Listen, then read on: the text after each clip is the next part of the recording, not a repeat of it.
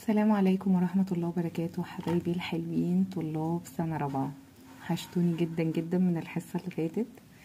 أتمنى إن شاء الله تكونوا مستوعبين كل حاجة بنقولها، متابعين كل الفيديوهات بتاعتنا. يا ريت نعمل لايك على كل فيديو علشان بس نحس بشوية تقدير على المجهود اللي بنبذله معاكم حبايبي. واحنا يعني الحمد لله والشكر لله قطعنا جزء كويس قوي مع الطلبة بتاعتنا، وما شاء الله مستواهم فرق جدا. فاتمنى ان شاء الله وجودنا معاكم يكون خفيف على قلبكم زي ما احنا بنحبكم كده. نبدا بقى ونقول بسم الله الرحمن الرحيم. مقارنه الاعداد الكبيره. درس النهارده دي الحصه الرابعه، ولكن ده الدروس من 5 ل 7. النهارده هناخد المقارنه. كلنا عارفين يعني ايه مقارنه، يعني هشوف مين الكبير من الصغير، هقارن عددين ببعض. العدد الاول والعدد التاني انت هتحط اسهل درس كل الطلبه بتحبه، هتحط علامه اكبر من او اقل من او تساوي. طيب اول حاجه محتاجه اعرفها ايه، واخدينها من السنه اللي فاتت، نشوف عدد الارقام.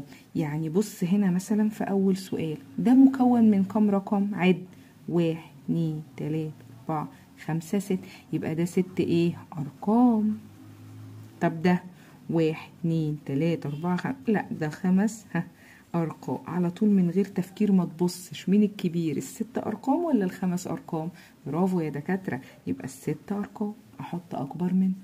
طب اللي تحتيه أقول إيه؟ عد 1 2 3 4 5 6، 1 2 3 4 5 6، لا ده 6 وده كام؟ 6. أعمل إيه بقى؟ قارن بقى. تعالى لي من الشمال، هنا 6 هنا 6 زي بعض، هنا 1 هنا 1 زي بعض، هنا 7 هنا 7 زي بعض، هنا 3 هنا 3 زي بعض، هنا 9 وهنا 8. يبقى مين الكبير، ال9 ولا ال8؟ ال9. برافو. طيب ادخل على اللي بعدها، عد لي برضو الارقام. 1 2 3 4 5 6 7 8 9 10، وهنا برضو 3 و3 6 و3 9 و11، يعني دول 10 ارقام ودول كمان 10 ارقام. يبقى لازم برضو امشي من الشمال. يلا 7 7 2 2 7 3. مين الكبير، ال7 ولا ال3؟ لا ال7 طبعا. يبقى دي الكبير. نكمل. موضوع بسيط جدا جدا ولذيذ جدا. نعد دول 1 2 3 و3 6 و1، يبقى 7 ارقام. يبقى دول كام؟ 7 ارقام. وهنا 3 و3 6 و1 ادي ال7، دول برضو 7 ايه ارقام. يبقى اجي من الشمال 5 5 8 8 9 9 2 4. مين الكبير، الاتنين ولا الاربعة؟ الاربعة طبعا.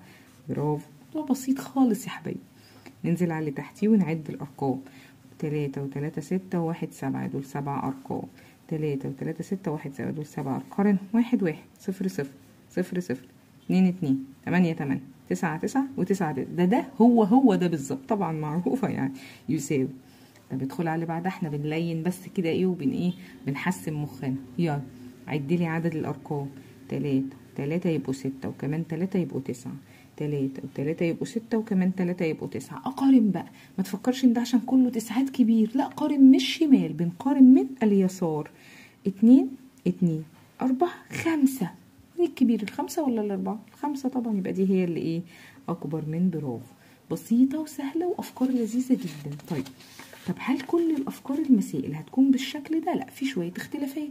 يجي يقول لك برضو قارن ويديني شويه صيغ بقى، اشي لفظيه على اشي ممتده على اشي تحليليه، براحته خالص. يلا الرقم الاولاني، انا هقول لك على طريقتين 2 في الحل، واللي تعجبك بيهم حل بيها. ولو اولياء الامور بيتفرجوا معايا عشان يساعدوا ولادهم، هقول لك على طريقتين، واللي تحس ان ابنك فاهم بيها اكتر اكد له عليها. يلا دي كم رقم؟ 1 2 3 4 5 6 7 8، دول 8 ارقام. طب انا دول ده بالصيغه الممتده، يبقى انا لازم اعمل ايه؟ برافو، هعمل الخانات الاول. ابص على اكبر واحده فيهم. اكبر رقم فيهم مين ده؟ عباره عن ايه؟ احاد عشرات مئات، احاد الالاف عشرات الالاف مئات الالاف، احاد الملايين عشرات الملايين. يبقى عندي رقم في عشرات الايه الملايين. يبقى احط عدد الخانات اهو، احاد عشرات مئات، احد الوف عشرات الوف مئات الوف، احد ملايين عشرات ملايين، احط الرقم.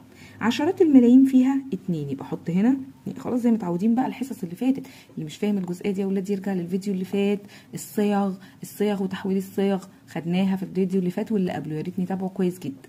طيب يلا، قبل احاد عشرات الملايين في احاد الملايين. هل ده احاد ملايين؟ 1 2 3 1 2 3 ده احاد ملايين، يبقى فيها ايه؟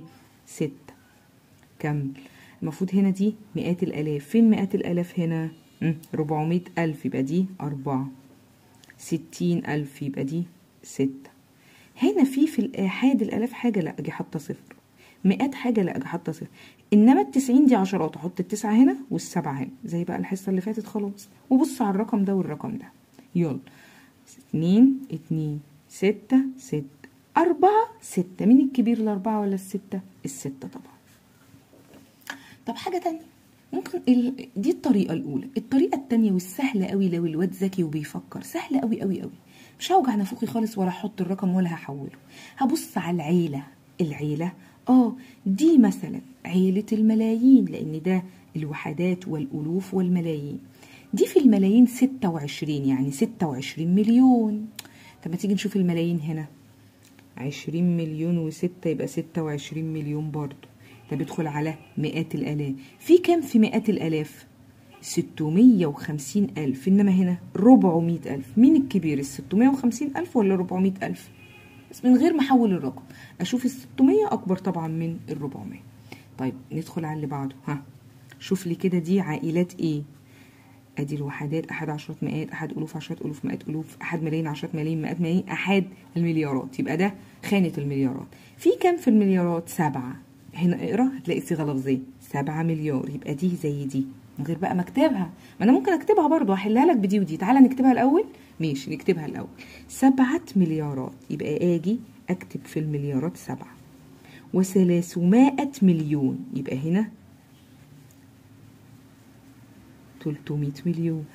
و627,000 يبقى اسمها 627. و49 يبقى اكتب هنا 49 وفي المئات ايه؟ 0. انا كده كتبت. قارن الارقام. 7 7 3 6. لا يبقى الستة هي اللي اكبر. طب من غير ما اكتب الرقم واحوله من لفظيه لقياسيه اعمل ايه يا باشمهندسين؟ سهله وبسيطه والله العظيم. بص معايا، هقول هنا المليارات، عيله المليارات فيها 7. طب ما هنا برضو 7. طب عيله مئات الملايين 651 مليون، هنا 300 مليون. مين الكبير، 600 مليون ولا 300 مليون؟ اكيد 600. يبقى بدون ما احولها خليك فاهم وذكي. طيب ندخل على اللي بعدها. اقرا 900 مليون و6. اقدر اكتبها. تعال نجيبها بالطريقه الاولى ان احنا نحول الرقم. 900 مليون هكتب 900 مليون، يعني قدامها ادي الالاف وادي خانه برافو الوحدات. بس اقرا وستة. 6 دي يعني ايه؟ يعني احاد. يبقى اكتب الستة هنا. يبقى الرقم بقى كده 900 مليون و6. طب ادخل على اللي بعده كده. عايزه احوله. هلاقيه بالصيغه التحليليه. 6 في 10 يعني دي في العشرات، يبقى الاحاد ما فيهاش حاجه. العشرات فيها 6. في مئات لا احط فيها 0. في احد الوف لا احط فيها 0. في 10 الوف لا احط فيها 0.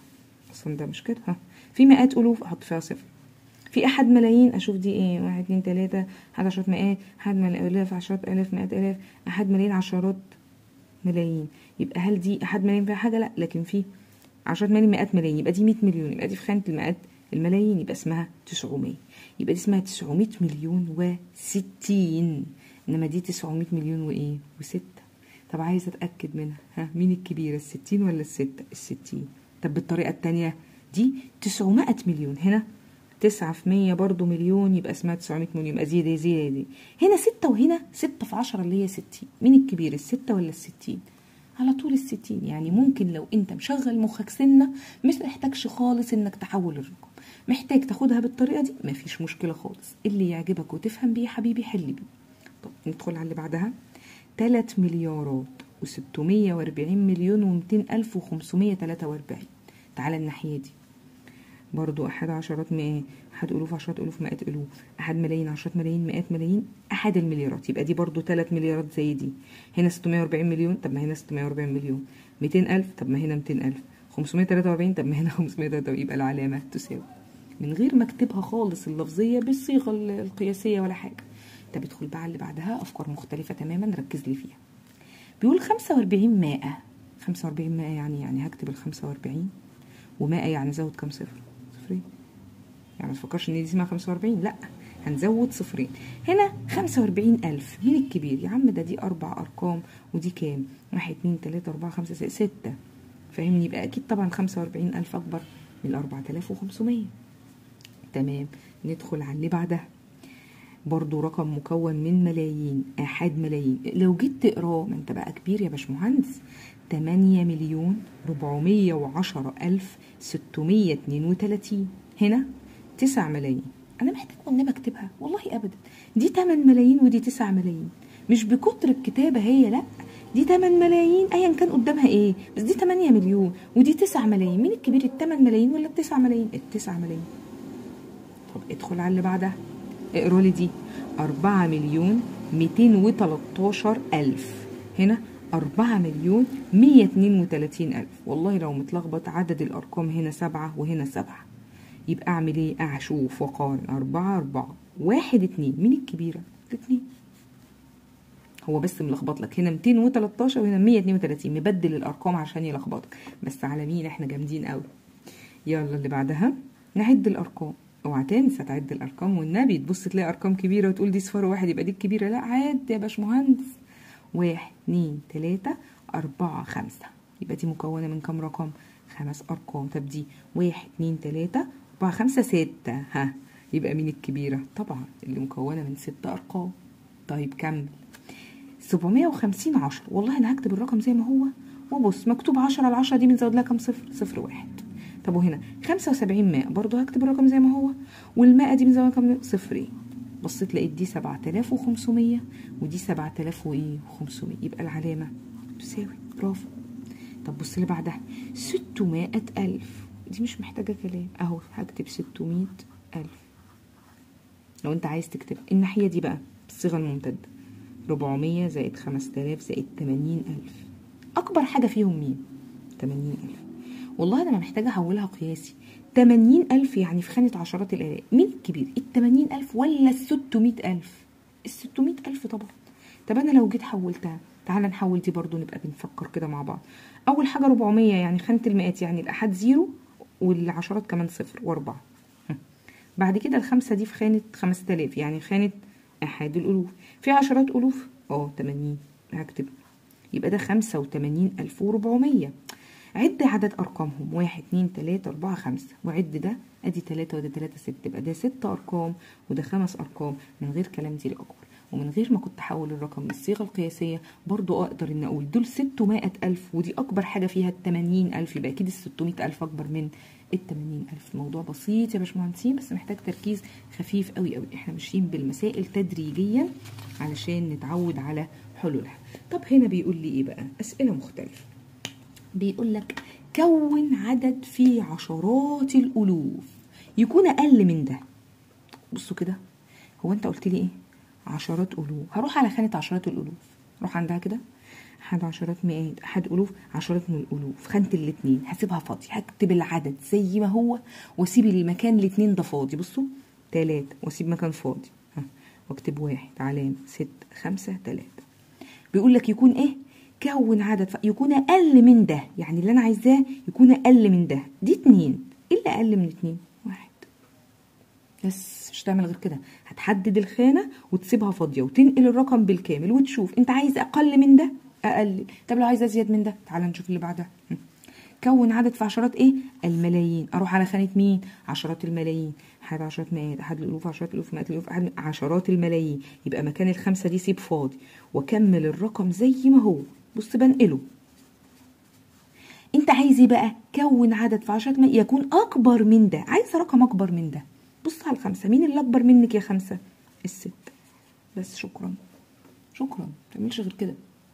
طب بص اللي بعدها، كاتب لك الرقم ده بيقول لك اقل من نقط. والله المسائل دي بتضحكني. ده اقل من حاجة، حط رقم اكبر منه يا اخي. واقول لك على فكرة، عد ارقام 1 2 3 4 5 6، ده 6 ارقام. حط اي عدد يعجبك يكون مكون من 7 ارقام. انا عديت ده لقيته ايه؟ 6 ارقام. يبقى بيقول لك اقل من، يبقى انا عايزه اللي هنا ايه؟ الكبير. الكبير ده دول 6 ارقام، يبقى احط له رقم مكون من ايه؟ 7 ارقام اللي يعجبوك، ال7 ارقام اللي يعجبوك اهو. اي ارقام تيجي في خيالك اكتبها، بس 7 ارقام عشان يبقى ده اكبر من ده. طب بص كده برضو السؤال ده لذيذ قوي. 2 مليون اكبر من ايه؟ والنبي جاوب انت، يعني حط الرقم اللي يعجبك. ال 2 مليون اكبر من ايه؟ اكبر من 1 مليون يا جدع، صح ولا لا؟